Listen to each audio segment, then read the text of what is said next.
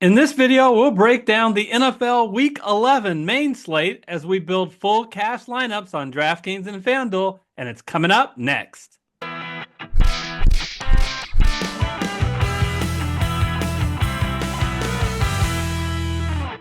Hello, everyone. I'm Eric Lee.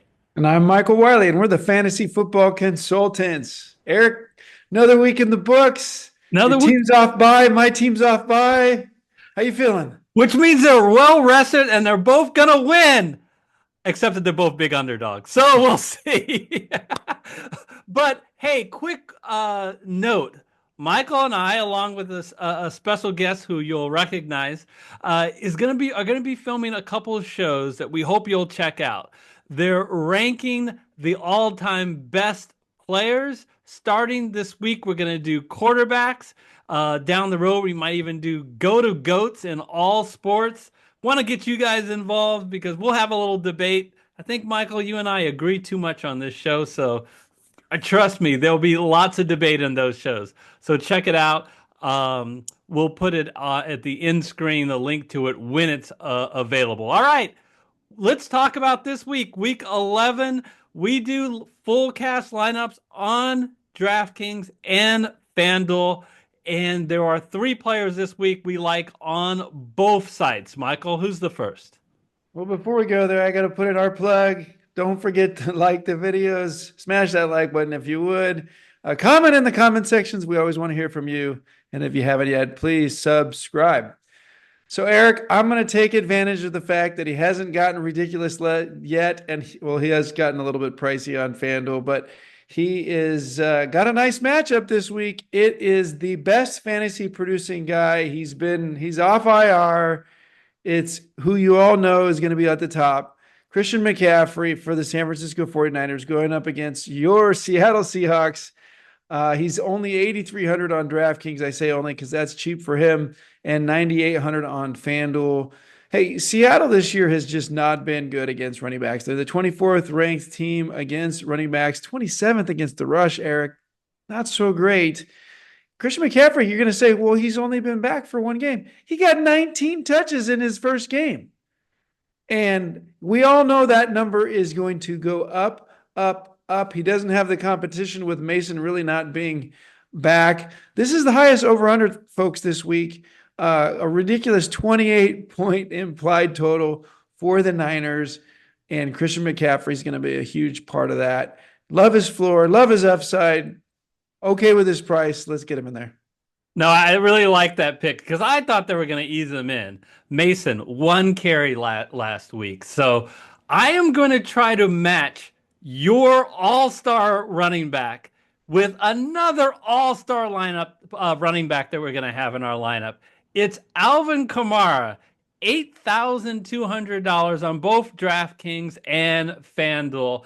And I'll start off by arguing that Kamara is in a great game environment. He's at home, which is so important for Kamara playing in the Dome. He's a favorite, only 1 point, solid 23 implied total. Look, Alvin Kamara has always been a big part of this New Orleans offense. But since Chris Olave, the star wide receiver, has gone out for the last 2 weeks, and of course he'll be out for a while further, Kamara has been this entire offense. The last 2 weeks, he has gotten 22 and 35 touches. He's the goal line back. He gets heavily involved in the passing game. In fact, he is on a streak of 7 straight games with at least 5 receptions. Now, that's not 5 targets, 5 receptions, which is really big on DraftKings, the full PPR, and certainly helpful on FanDuel, half PPR. Yeah, no, he's really that offense for the New Orleans Saints right now, and that's just the way Derek Carr goes. I'm going to stick with that game, but I'm going to save us some money, and it's kind of surprising this guy's so cheap given the number of targets he's getting every week. It's for the Cleveland Browns. It's Tillman at 5,300 and 6,500. Hey, New Orleans is 21st against wide receivers this season. And the last 3 games, Tillman has gotten 12, 9, and 11 targets since Jameis Winston is at the helm. And obviously, Amari Cooper is gone as well. He's kind of the favorite number 1 there. We thought it would be Judy. It looks like it's Tillman, and he's an athlete. Michael, this is pretty exciting. Two star running backs and a number one wide receiver. Let's see how we can fill out the rest of our lineup. We'll do FanDuel later, but we're going to start with DraftKings. Hey, Eric, that was so much fun with Cedric Tillman saving money. I want to save even more money and go with Mac Hollins at $3,800. Scroll all the way down if you would. Hey, it's this Buffalo Bills Kansas City game. It's going to be maybe the most exciting game of the year. Could be a preview of the AFC Championship. And Amari Cooper, the new favorite toy of the Buffalo Bills, he's not playing yet. Now, is he going to play this week? It looks like maybe. But even early on, when they had just gotten him, it looked like he still was trying to figure out a couple things on the playbook. Mac Hollins has been really a beneficiary of the changes that have happened. And we saw what happened the last couple of weeks when Cooper wasn't out. He got 4 and 5 catches. Decent number of yards, got in the end zone 2 out of the last 4 games. Hey, admittedly, this isn't the kind of guy who's going to throw up huge numbers like some of the guys we've been talking about as of yet.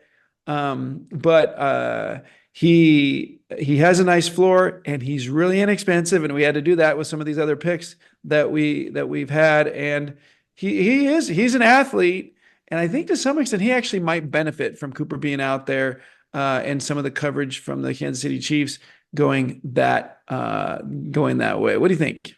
I really like it, Michael. And the main reason I like it is because their star rookie, Keon Coleman, is out. So that leaves that wide receiver spot for him to be a starter. And as you said, in this high scoring game, to get some connection to it at this price, I like it. And that's going to allow, we do have to be cost conscious, but I'm really excited about the quarterback that I am going to be able to sneak into the lineup. Yeah, we love Lamar Jackson, but I'm going to save $1,400 off Lamar Jackson. And once again, for the second week in a row, recommend Brock Purdy in your fantasy lineups. Look, he is everything that you want in a DFS quarterback this week. He's at home. He's favored by 6.5 points, and he has a ridiculously high implied total of 28.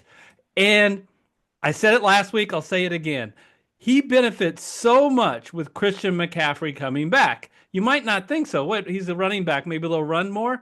No, what Christian McCaffrey does so well is catch passes and catch those 5 and 10 and 6 and 7 yard air yard catches and then run 35 yards, and Purdy gets the benefit. And then one other thing is, and yes, I know he's no Lamar Jackson, but Brock Purdy will run a bit, and that helps his floor. Yeah, and he's gotten in the end zone a couple times in the last few games on the ground as well. So yeah, I like this pick and like the savings that came with it. It's been a little bit of the themes thus far, but I'm going to spend a few bucks at the tight end position. If you flip over to tight end, nope, not going to go with Kelsey, Kittle, or Bowers. Can't quite afford them. But TJ Hawkinson still is priced low at 4,700, despite the fact that he actually might be the number one target all of a sudden in Minnesota. We know he's an athlete. He's going up against a Tennessee defense that's 31st against tight ends. So you got to take advantage of that. Hey, he's fresh. He looks healthy. He certainly looked like a place that Sam Darnold was going when he was a little bit in need of a pass. For those of you who are Aaron Jones owners, that probably was a little bit to your disappointment because he was throwing a lot of dump offs to Hawkinson. So love this floor at this price. He's got some nice upside as well in a PPR league. Get somebody who gets a lot of targets. I really liked this pick. In week 9, they clearly were trying to moderate the amount that he played in his first game, but he had a ridiculously high snap percentage in week 10. So yeah, he's good to go, and he did all that despite Sam Darnold playing an absolutely horrible game last week, 3 interceptions. So he'll play better, he being Sam Darnold, and Hawkinson will be the beneficiary. All right, Michael, you know what? As excited as I am to get Kamara and McCaffrey, I am excited that we can add a third musketeer of just superstars who are in our lineup at the running back position. At 7,200, we barely have enough to sneak in Devon A-Chain. I want to go over something with you. And let's go to quarterback. At quarterback, you see Tua Tagovailoa. I want you to pay attention. He played in week 1, week 2, week 8 through 10. Remember that. 1, 2, 8 through 10. Now, most of you probably know that with Tua out, the people that really get hurt are Waddle and Hill. You wouldn't necessarily think it would have been as big a deal with Devon A-Chain, and you are wrong. Check out Devon A-Chain. Look what he did in the first 2 weeks. Look what he did in the last 3 weeks. I'm not going to give you all the numbers. He has averaged DraftKings points with Tua 24, without Tua 7. That's more than triple the difference. It is amazing. And it's just not any old game. You're like, okay, we're getting him with Tua. It's a game with a great game environment. And Michael, here comes my revenge. I heard you say something about the Seahawks defense earlier. The Miami Dolphins play the Las Vegas Raiders at home. A 28 implied total, a home favorite, 7.5-point favorite. So, yeah, I love this pick. Your thoughts? Yeah, no, I've been watching the Miami. My son's a big Dolphins fan, and I've been surprised at how little Mostert's been used this year, and A-Chain has really been used heavily. Even he got a little banged up, and he's clearly the number one there. So like this pick. Just check wish out he was those receptions. By the way, I didn't mention it in the games with Tua. 7, 7, 6, 8, 5. Alrighty. All right. No, you're right. Like he's just clearly, benefiting. So I'm going to go. Where can I go with defense? Show me what's at my available, Eric. You always leave me some great Well, it depends on what we're going to do at the wide receiver spot. Oh, you got one more. Do you want me to go? And I'll let you know. I'm sure I'll leave you with lots of options. I'm going to go with the final wide receiver spot. And, I can't afford anyone 5,900 or more because I also need, I have to leave Michael some money for a defense. So I'm going to go all the way down to $3,600 to Nick Westbrook-Ikhine. With the departure of DeAndre Hopkins to Kansas City, the Titans' number 2 wide receiver is clearly Westbrook-Ikhine. He played every offensive snap last week, and you see he scored touchdowns in 4 of the last 5 games. Just the last game he didn't get in. And what I love about his matchup against Minnesota does a much better job against running backs, rushing versus pass defense. In fact, they're 30th against wide receivers on DraftKings scoring. So I like this. I think he can definitely pay off on this low price. Yeah. Okay. You had to do it. And I actually like that pick at that price. And because of where we went with the flex, we had to have nothing left for both those positions. So good job. And thanks for saving me some money for the defensive position so I can choose between the Seahawks, the Titans, or the Jaguars. No, Michael, this is like the old dating game. So, you get to pick between the 3 contestants. So the thing if I look only at the rankings that they're going against, it looks pretty obvious I go with the Titans. But then if I look at the average points that these teams have been giving, it looks like maybe I should go with the Seahawks because the Titans have been absolutely putrid. I'll definitely not touch Jacksonville. They've been bad this year, and Detroit has made everybody look bad. Even when they give up 5 turnovers, they still win games against good teams. So I'm absolutely not going to go that way. So I'm kind of leaning towards the Titans. I think Sam Darnold looked pretty bad this last week. The Seahawks are coming off a bye. Presumably their defense will be a little bit stronger, but with C-Mac there, I think the Niners are tough. So I think I'm going to go with the Titans. What do you think? You want to go with the Seahawks? Yeah, I can't believe you did not pick my Seahawks. No, I think this is not a very fun choice. This goes back to us believing we should spend our money elsewhere and with the volatility of defense. I would say I was a fan of the Bear defense, but we were $100 short in getting them. So if you're able to save that $100 somewhere, then go to it. But I'm okay with the Titans. But I'm more than okay with this lineup, Michael. Three stud running backs, a solid quarterback. Really, and basically this lineup picks on our two teams' defenses. Yeah, and so look at us. We're not loyalists. We want to win our fantasy matchups. All right, that's DraftKings. Let's see how we fill out the rest of our FanDuel lineup. Okay, Eric, here we are on FanDuel. We got our three players in there. We got 35,500 available, so almost 6,000 per. Where do I want to start? Well, let's start at the wide receiver position. I'm already there. I'm already kind of highlighting where I want to go. I want to save a few bucks. I'm going to go with Calvin Ridley at $6,400 going up against Minnesota, who is 31st against the pass. It's in a dome. Yeah, it looks like it could be a low-scoring game, but Calvin Ridley, look what he's done the last 5 games. 8, 9, 15, 8, 9 targets.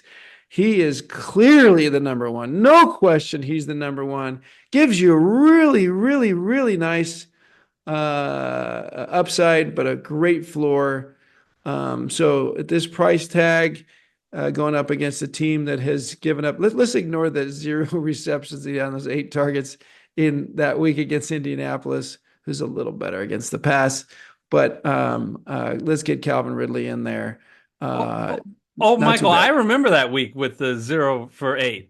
That's when I dropped them in our fantasy football consultants league when DeAndre Hopkins was still on the team. And yes, I noticed you did pick him up. I'm very annoyed by that. But yeah, he's the clear number one with Hopkins gone. That's just too cheap of a price for Calvin Ridley. I don't know what FanDuel is doing, but we'll take advantage. And I'll stick at wide receiver with another guy who I don't think is as good as Ridley, but he's close. And he's $200 cheaper at $6,200.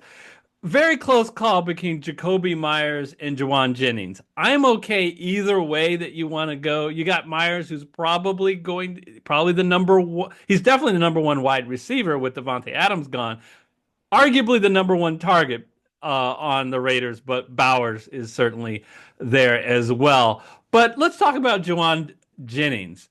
The key here with Jennings is that Brandon Ayuk is gone, right? So he steps into that second role, and he comes into a game where they're at home and they have a 28 implied total. So if you take this game log, you'll see a missing time there, October 10th to November 10th, and that's because there are 2 weeks that Jennings was on suspension. He wasn't hurt. He was just on suspension. And look how he came back. Nice and fresh with a very big game. Not as big a game as his Ram game earlier, which was just insane. But at the $6,200 price, I think he's worth it. Again, a pivot, if you're not feeling Jennings, I think is Jacoby Myers. Yep. No, I like that a lot. Let's go to the quarterback position. We're going to still go. We need to save some money for some of the other things that we want to do. And let's get a guy who's starting to heat up a little bit. He's going against Atlanta. He's at home slight favorite. Some people are a little bit surprised to see that, but he's a slight favorite at $7,400 going up against the Atlanta Falcons, who, again, not good against the pass. And he uses his legs like anyone in the league. He's up there with Lamar Jackson, not as quick, but he gets as many attempts as he does, and he gets in the end zone. And look, he's heating up a little bit in terms of how he's been doing the pass game. I'm not saying this guy's going to put up huge points, but at this price with the floor that he brings, I think I'm happy to get him in there and save us a few bucks for some of the other things that we want to do. Yeah, I want to say a couple things about Bo Nix. Is when you look at his game log, it is not a coincidence. He's a rookie, highly well drafted. He's getting more comfortable with the NFL. He's playing better in real life and playing better, uh, fantasy wise, as you can see those numbers. Home favorite, 23 implied total. Yeah, I like the $1,600 savings off the top quarterback there. Yeah, and you And got other options if you like some of these other guys. You got plenty of options based on how we're putting this whole lineup together. why don't you go ahead, Michael? Okay, I'll keep going. I guess I'll go to the tight end position. Leave you um, the flex and defense and to let you finish. Okay, so at the tight end position, can't quite afford some of these guys at the top, which brings us down into this range. Wish we could afford Ingram, although he didn't do too much this last week, or Kraft coming off a bye week. But can't quite. So if based on what we're going to do here, if Laporta is injured, think about Kyle Pitts based on how we put this together. He's obviously had a much better year than in years past. But if Laporta is healthy, I really like this matchup going up against a pass defense that is not strong. Jacksonville has been particularly weak against tight ends. And, a lot of you drafted, Laporta in your fantasy leagues, and you're disappointed about how he started the season. But he's starting to get in the end zone. Look what he's done 3 out of the last 5 games. He, don't forget that in some of these games, Detroit was up by so many points they didn't have to throw the ball. Well, they're going to have to throw the ball in this game, I think. It's possible Jacksonville's not necessarily that strong, but they're not strong on the defensive side of the ball. They have the capability of putting up points. Some of that might depend on whether or not Trevor Lawrence is back this week. But I like Sam Laporta if healthy. All right. All right, Michael. We have 9,000, under $10,000 left to spend, and we got to fill 2 positions. I love McCaffrey and Kamara. I want to have a third strong running back at $6,800. You were just at that. Is Chase Brown? Man, this guy is the definition of bell cow ever since Zach Moss has been out and gone to IR. Look at that. 32 touches last 2 weeks ago against your Raiders, and then another 21 last week. Look, what you're getting out of Brown is a guy that you're confident is going to be the lead back. Last week, he got all the carries on the team. They did sign Khalil Herbert, but I doubt Herbert is going to be much of a factor not being with the team very long. And Michael, this Bengal offense is humming, and I want part of it. And could get the other Chase, but he was way too expensive. So I'm going to go with Chase Brown rather than Jamar Chase. Yeah, no, really like it. Kind of surprised that he's down at this price tag. I know that on its face, the Chargers look like they're tough against running backs, but Chase Brown's basically a receiver in the backfield who gets the carries and the goal line carries. So I really like this pick. And look, we saved you some money for the defensive spot. Oh, but let's yeah, get you off got to of go to that all game. the teams. I can't afford Cincinnati or the Chargers. So let's see who I get to pick. The cheapest is the Raiders. They're a great defense. This is a conspiracy. You are making me pick the Las Vegas Raiders. Okay. I think my mom told me once if I didn't have anything good to say, not to say anything at all. So hang on. I'm just going to listen to some music for another 30 seconds. No, okay. All right. Look, folks, the Raiders.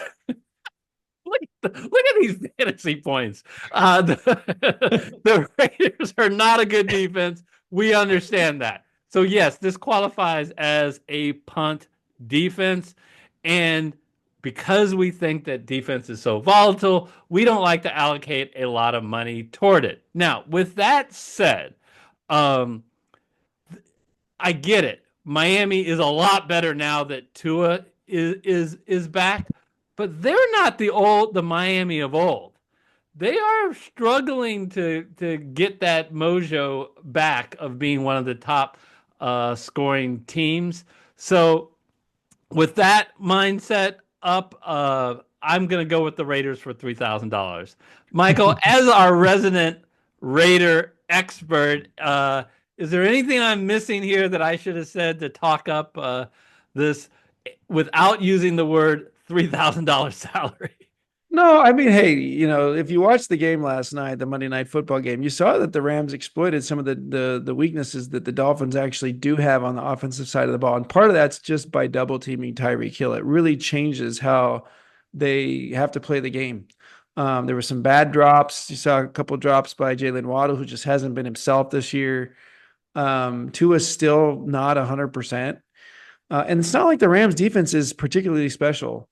And, even though he hasn't got the sacks this year, Max Crosby is one of the best defensive linemen in the league, gives you that potential there. And guess what? The Raiders are coming off a bye, and the Dolphins played on Monday night. So a little bit of a benefit to the Raiders. So, hey, I can think of worse punt defenses than the Raiders. Do not mention Seattle. They are close to almost as bad. Look at, they're right there. I know. Let's take Laporta off and put in Pitts, and then you can have your Seattle Seahawks. No, I'm fine with this lineup.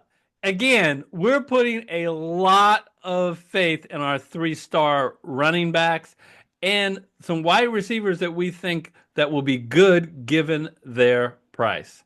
All right, Michael, that does it. Again, we'll remind you, watch out for our videos. There's going to be some new videos all about ranking the best of all-time NFL players by position. Until then, take care, everybody. Bye-bye.